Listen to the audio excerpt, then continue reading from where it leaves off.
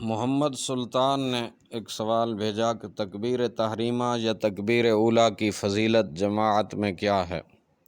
تفصیلی دلائل بیان فرمائیں۔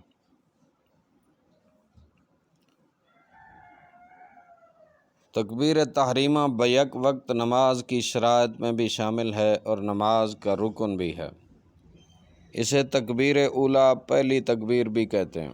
اسے تحریمہ اس لیے کہتے ہیں کہ جب بندہ مومن اللہ اکبر کہہ کر نماز میں داخل ہوتا ہے تو وہ بعض ایسے امور جیسے کھانا پینا، کلام کرنا، چلنا پھرنا وغیرہ جو اس کے لیے حلال ہوتے ہیں، نماز سے فراغت تک حرام ہو جاتے ہیں۔ نماز با جماعت کے لیے تکبیر اولیٰ کا اہتمام اور فضیلتیں احادیث مبارکہ میں وارد ہوئی ہیں، جیسا کہ صحیح سنن ترمذی کی 241 نمبر حدیث ہے۔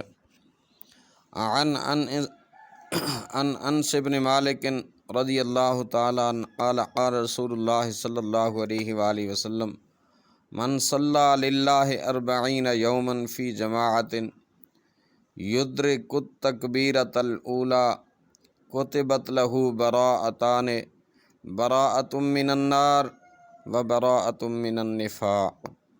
حضرت انس بن مالک رضی اللہ تعالیٰ عنہ بیان کرتے ہیں کہ رسول اللہ صلی اللہ علیہ وآلہ وسلم نے فرمایا، جو شخص اللہ کی رضا کے لیے 40 دن با جماعت نماز پڑھے، تکبیر اولیٰ پائے، اس کے لیے 2 آزادیاں لکھ دی جائیں گی، ایک جہنم سے اور دوسرا نفاق سے۔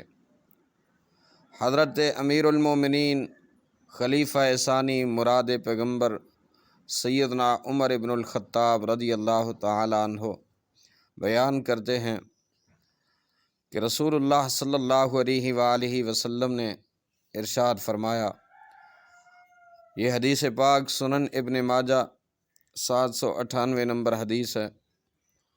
حضرت عمر فرماتے ہیں رسول اللہ صلی اللہ علیہ وآلہ وسلم نے فرمایا، من صلی فی مسجد جماعتا 40 لیلۃ لا تفوتہ الرکعۃ الاولی من صلاۃ العشاء کتب اللہ لہ بہا عتقا من النار۔